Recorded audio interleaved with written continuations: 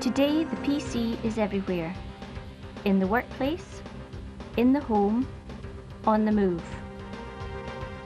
The essential foundation upon which all the major working components of a PC are placed is the planer. Foundations like these need to be strong. They have to be carefully laid and well designed. How we at IBM build these foundations is the story of ECAT. Before a card reaches the assembly process, there are numerous teams involved in ensuring that everything is in place on the line. Manufacturing, engineering, production control, stores, process auditors, customer performance engineers, maintenance and line support, and the training department are all involved in vital planning and quality assurance procedures at the start of the life of a card. It's their meticulous work that allows the manufacturing process to click into gear. And it's at the start of that process that we begin. The ECAT facility in Modules 1 and 2 consists of several mini-lines, each one dedicated to the assembly and test of printed circuit boards or cards for use in products such as servers and mobiles which are produced at Greenock. The cards are made from either traditional laminated epoxy glass or the more advanced laminar circuit which was developed by IBM. Each side of the card is covered by a network of copper tracks which make the electronic connections between the components that will be placed on the card's surface. The card can be made from up to 10 different layers, with via holes connecting each surface together electronically, running from top to bottom. These connections allow the components placed on the card to function as part of a circuit. The card assembly process starts with the application of solder, which comes in the form of a paste. The screen printing machine consists of a stencil, which has a pattern of apertures that match the pad layout of the card, and a squeegee blade which rolls the solder paste across the top surface of the stencil onto the pads of the card. This operation is critical as it will determine the quality of every solder joint on the card. Every card has a unique barcode that is scanned at various stages along the production line into what is known as the ice-wing system.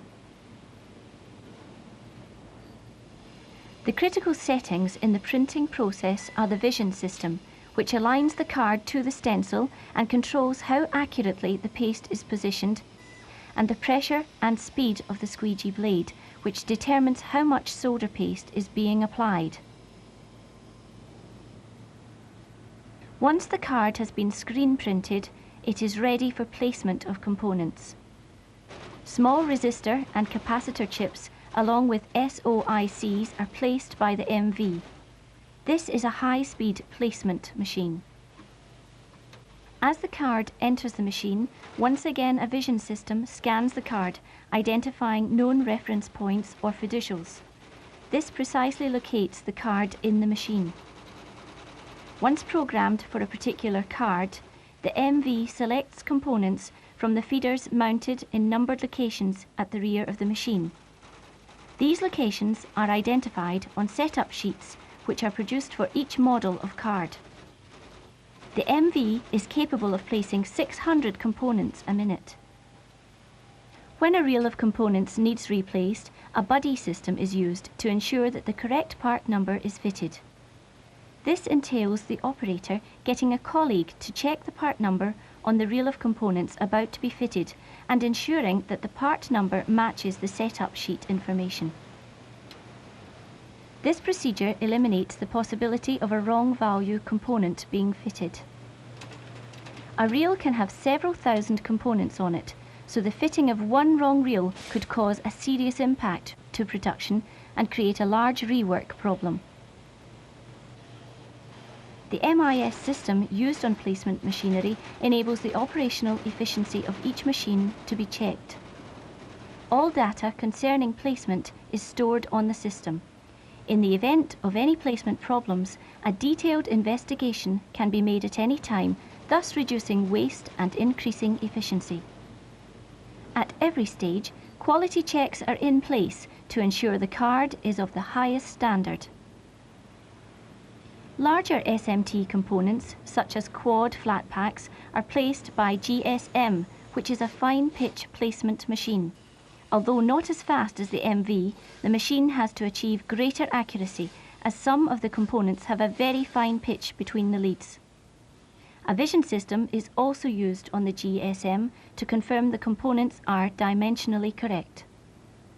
Once again, the board is subject to a quality check. Some components may be hand-placed onto the paste prior to the reflow oven. The reflow oven causes the solder paste to reflow, creating solder joints which not only act as electrical contacts but also as a means of attaching the components to the card. The reflow oven settings, known as the profile, include conveyor speed and cooler fan settings and can vary from product to product. The placement process is now completed on one side of the card. Depending on the product, the card can now do one of two things. It can either go straight into the vision machine for checking, or it can move onto a second stage of the line where a mirror operation will populate the other side of the card. The vision machine scans the card and checks for missing, unseated or damaged components, along with open or short circuits. At touch-up inspect operation, the barcode label is scanned and any faults which have been recorded during the vision operation are displayed on the operator's monitor. All faults are inspected, in some cases using a microscope. Confirmed defects are categorized and logged for statistical process control. This control system uses information from the touch-up operation, identifying trends and recurring faults. When these are recognized by the system, an alert condition is displayed on monitors at various key locations in the process. This allows the cause of the problem to be identified and reacted to by operators, maintenance or engineering. Server cards go to radial insertion and then onto the manual build operation where pin-in-hole components are fitted. This is a key stage in the life of a card, as any errors in this operation will cause major rework. Great skill and attention to detail is required. They are now ready for the wave solder operation. This is where pin-in-hole components are secured to the board. In its jig, the card is carried by a conveyor over a flux bath. The application of flux to the card cleans any impurities on the component pins and plated through holes on the card. The molten solder flows up through the holes, creating good solder joints between the card and the components. After washing, the card will return for pin-in-hole touch-up before progressing to in-circuit testing. This is carried out on the Genrad tester. The card is placed on a fixture and drawn down onto effectively a bed of nails. Test probes make contact with test points on the card and power is applied. The test checks for missing, incorrect or non-functioning components and solder open circuits and short circuits. If the card is good, the readings from the card under test will match those which the Genrad has been programmed to expect, and a pass status is recorded against the barcode. Some components are classed as non-wettable and must not be subjected to moisture. These must be fitted clear of the wet process part of the line. The flux used in soldering these components is a non-clean type and can cause contact problems for the Genrad tester. Therefore, these components are fitted after the card has passed the test. Now the card is ready for the Blue Peter operation. This operation, although not complex, is vital to the success of the card. Accurate positioning of a few pieces of tape is critical, as the slightest misjudgment may lead to rework in a number of areas. The card now undergoes a variety of functional tests, the first of which is the wake-up test. This is a simple yet crucial test which powers the card up and ensures that it is working before being passed to the more comprehensive functional test. This is carried out on the LCT, or low-cost tester. The functional test simulates the operation of the card in the system where it will be used. Once again, the card serial number is scanned into the iSwing system prior to testing. A card cannot be progressed further until iSwing has recorded a pass against the card's serial number. The components and circuits are tested to ensure that they are operating to specification. Where possible, the test contacts are made through the edge connectors on the card, which allows the continuity of these connectors and their solder joints to be checked. Any cards which fail are routed to debug, repair and retest. Cards which pass are subjected to one final visual check. From here, it can be shipped to the box line. We've now looked at the creation of a card from the basic board through soldering and population to completion and final testing. Depending on the product involved, however, there are some additional phases a card and its components can go through. Laser etching is carried out on microprocessors and memory components, enabling a unique serial number to be etched onto the body of the part. The process makes each component traceable and is a major development in security of high-value parts. The system interrogates memory components before etching to ensure the correct information is applied to each part. The laser burning depth of 20 microns is critical. If the etching is too deep, the component can be damaged. If too shallow, the information may not be readable. If the micro is a Klamath type, a heat sink is riveted to the assembly before shipping to the box line.